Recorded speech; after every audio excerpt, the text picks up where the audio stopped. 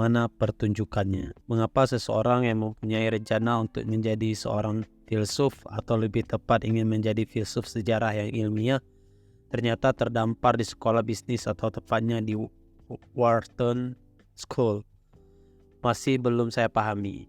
Di situ saya melihat bahwa penyebabnya bukan hanya ulah beberapa politisi iseng di sebuah negeri yang kecil dan anti yang tidak tahu apa yang sedang terjadi. Bagaimanapun, orang-orang di negara kecil memang diharapkan tidak tahu apa yang sedang terjadi. Yang saya lihat adalah bahwa di salah satu sekolah bisnis paling bergengsi di dunia, di negara yang paling berjaya dalam sejarah dunia, eksekutif di perusahaan-perusahaan yang paling berkuasa berdatangan untuk bercerita tentang apa yang mereka kerjakan untuk mencari nafkah. Dan tidak mustahil mereka pun tidak tahu apa yang sedang terjadi. Yang jelas, dalam pikiran saya, peristiwa ini jauh lebih dari sekadar sebuah kemungkinan. Saya merasakan pada tulang punggung saya ada beban dari arogansi umat manusia yang epistemik. Saya menjadi obsesif. Pada waktu itu, saya mulai menjadi sadar tentang subjek saya. Peristiwa berpengaruh yang sangat mustahil. Dan bukan hanya para eksekutif berbusana lengkap dan tampil berwibawa yang biasanya terkecoh oleh kejujuran yang kental ini, tapi juga orang-orang yang sangat terpelajar.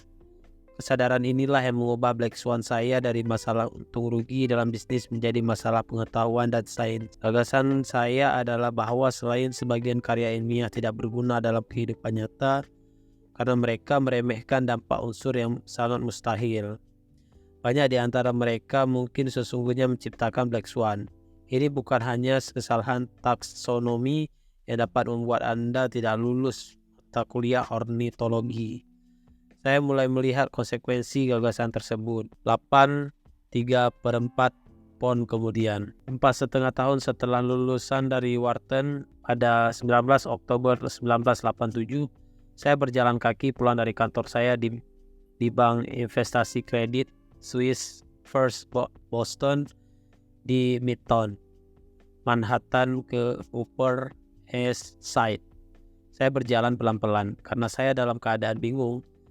Hari itu saya melihat sebuah peristiwa finansial yang traumatik, kehancuran pasar paling besar dalam sejarah modern.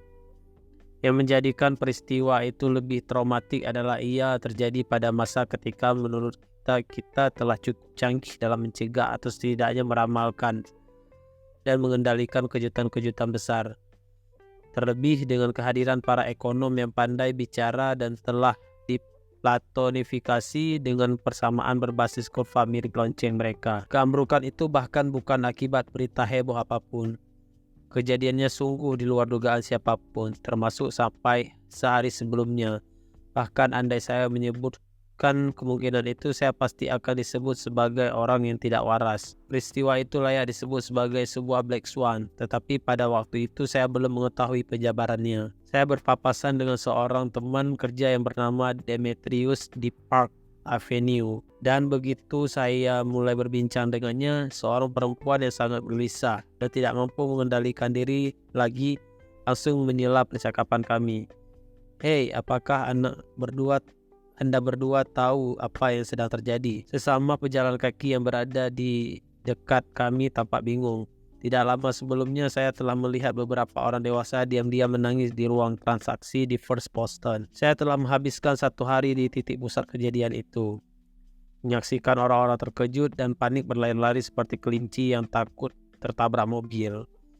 Sesampainya saya di rumah, sepupu saya Alexis menelepon untuk bercerita bahwa tetangganya bunuh diri, melompat dari lantai atas apartemennya. Sebelumnya tidak ada kejadian yang terasa aneh sama sekali. Rasanya seperti Lebanon, kendati sangat berbeda.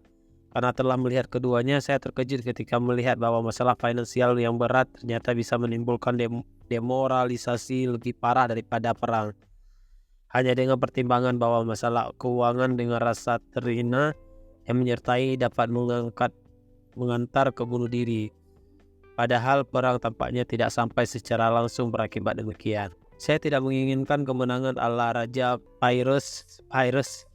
Secara intelektual saya telah terbukti benar, tapi saya takut menjadi terlalu benar sambil melihat sistem runtuh di depan hidung saya. Saya sungguh tidak ingin menang dengan cara itu. Saya akan selalu teringat mendiang Jimmy P, yang ketika melihat kekayaan netornya sedang terkuras, masih setengah bercanda dengan memohon agar harga pada layar berhenti bergerak. Namun saya langsung sadar bahwa ketika itu saya tidak peduli sama sekali soal uang. Saya mengalami perasaan paling aneh yang pernah saya alami dalam hidup saya. Hiruk pikuk yang luar biasa itu memberikan tanda kepada saya bahwa saya benar. Tanda yang begitu jelas sampai membuat tulang-tulang saya gemetar. Saya belum pernah merasakannya lagi sejak itu, dan tidak akan pernah bisa menerangkannya kepada orang yang belum pernah mengalaminya. Yang saya rasakan adalah sebuah sensasi fisik, barangkali suatu campuran antara gembira, bangga, dan teror. Dan saya merasa terbukti benar. Bagaimana caranya? Selama 1 atau 2 tahun sesudah kedatangan saya di Wharton, saya telah mengembangkan sebuah keahlian khusus yang aneh tetapi tepat. Menebak peristiwa langka dan tak terduga, yakni peristiwa-peristiwa yang berada di lipatan platonik dan dianggap tidak dapat dipahami oleh pakar-pakar platonik. Ingat bahwa lipatan platonik adalah tempat penggambaran kita tentang realitas tidak berlaku lagi, tetapi kita tidak menyadarinya. Kerjaan saya pada siang hari pada waktu itu berurusan dengan bidang yang disebut quantitative finance. Namun selain sebagai seorang quant, saya bekerja sebagai seorang pialang. Quant adalah sebutan untuk seorang ilmuwan yang menerapkan model-model matematika untuk data keuangan atau sosial ekonomi dan instrumen-instrumen keuangan yang kompleks. Yang berbeda adalah saya menjadi quant dengan pola pikir yang sangat berlawanan. Saya mempelajari kekurangan-kekurangan dan batas-batas pada model-model ini, mencari lipatan platonik tempat model-model tersebut tidak berlaku lagi. Saya juga melibatkan diri dalam perdagangan spekulatif yang jarang bagi para quant karena mereka biasanya tidak boleh mengambil resiko. Karena peran mereka dibatasi pada analisis, bukan pada pengambilan keputusan, saya yakin bahwa saya sesungguh tidak kompeten dalam meramalkan harga-harga pasar. Namun orang lain pun pada umumnya tidak kompeten tetapi tidak tahu, atau tidak tahu bahwa mereka mengambil risiko yang besar sekali. Kebanyakan pialang seperti bayi yang mengambil uang receh di depan mesin penggilas jalan. Sebuah perbuatan yang sangat berbahaya tetapi tidak disadari oleh pelakunya. Sedangkan yang saya kerjakan cocok bagi Anda yang tidak menyukai risiko, sadar tentang risiko, atau memiliki kewaspadaan sangat tinggi. Begitu pula kelengkapan teknik yang dimiliki oleh seorang quant, perpaduan antara matematika terapan, engineering, dan statistik. Selain ketekunan dalam bekerja, ternyata berguna sekali bagi seseorang yang ingin menjadi filsuf. Pertama, ketika Anda menghabiskan beberapa dasawarsa untuk melakukan kerja empiris besar-besaran terhadap data dan mengambil risiko-risiko berdasarkan studi-studi tersebut, Anda dapat dengan mudah menemukan unsur-unsur dalam tekstur dunia yang tidak berani dilihat oleh para pemikir, ala Plato akibat cuci otak yang kelewat sukses. Kedua, pengalaman ini memungkinkan saya menjadi orang yang formal dan sistematik dalam berpikir, alih-alih terbuai dalam dunia komedi. Akhirnya, baik filsafat sejarah maupun epistemologi filsafat pengetahuan tampaknya tak terpisahkan dari studi empiris terhadap time series data, yakni deret bilangan terhadap waktu, semacam dokumen sejarah berisi bilangan-bilangan, bukan kata. Dan bilangan relatif mudah diolah menggunakan komputer. Mempelajari data sejarah membuat Anda sadar bahwa sejarah bergerak maju, bukan mundur, juga bahwa data sejarah lebih membingungkan daripada laporan dalam bentuk narasi. Epistemologi, filsafat sejarah, dan statistik dimaksudkan untuk memahami kebenaran, menyelidiki mekanisme-mekanisme yang membangkitkannya, dan memisahkan keteraturan dari kebetulan dalam perkara sejarah. Semua instrumen ini ditujukan untuk menjawab pertanyaan tentang yang telah diketahui oleh seseorang, kecuali bahwa semuanya ditemukan di bangunan berbeda atau semacam itu. Kata 4 huruf yang menyiratkan kemerdekaan. Malam itu, pada 19 Oktober 1987, saya tidur pula selama 12 jam. Sulit bercerita kepada teman-teman saya yang semuanya resah akibat musibah itu, tentang perasaan yang meluap-luap karena pendapat saya terbukti benar. Bonus pada waktu itu hanya 1/sekian dari yang diberikan sekarang. Tetapi kalau tempat saya bekerja, First Boston, dan sistem keuangan yang ada mampu bertahan hidup sampai akhir tahun, saya akan mendapatkan uang senilai sebuah beasiswa.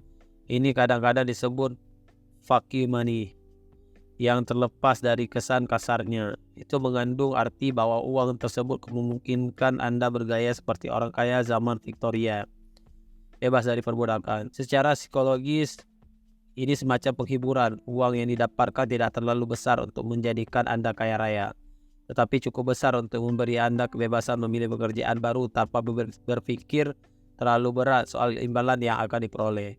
Dana itu melindungi Anda dari melacurkan otak Anda dan membebaskan Anda dari otoritas luar apapun. Kemerdekaan itu khas bagi setiap orang. Saya selalu terkejut ketika mengetahui betapa banyak orang yang berpenghasilan sangat tinggi cenderung makin penurut sewaktu mereka semakin bergantung pada klien dan memberi kerja, dan semakin ketagihan untuk mencetak lebih banyak uang. Meskipun tidak terlalu penting menurut standar apapun, uang itu secara harfiah menjadi pengobat bagi saya untuk memenuhi semua ambisi finansial. Membuat saya merasa malu setiap kali saya menelantarkan studi saya untuk mengejar kekayaan materi. Perhatikan bahwa penyebutan fuck you terkait dengan kemampuan untuk mengucapkan frasa yang mantap itu secara lepas sebelum mengakhiri telepon. Ada hari-hari ketika saya lazim bagi pialang untuk membanting telepon setiap kali mereka kehilangan uang. Ada yang melampiaskan kekesalan dengan cara membanting kursi, menggebrak meja, atau apapun yang bisa membuat heboh. Suatu kali di bursa saham Chicago, seorang pialang lain pernah mencoba mencekik saya dan perlu 4 orang penjaga keamanan untuk menariknya pergi. Ia marah besar karena saya berdiri di tempat yang menurut dia adalah wilayahnya. Siapa yang ingin meninggalkan lingkungan seperti itu? Bandingkan itu dengan santap siang di sebuah kantin universitas yang tanpa daya tarik sama sekali, dengan dosen-dosen yang sibuk membahas intrik-intrik terbaru di departemen mereka. Maka saya tetap bekerja, baik sebagai kuan maupun sebagai pialang, sampai sekarang pun masih. Tetapi mengorganisasi diri untuk bekerja sedikit mungkin dengan hasil sebesar-besarnya dan menyenangkan.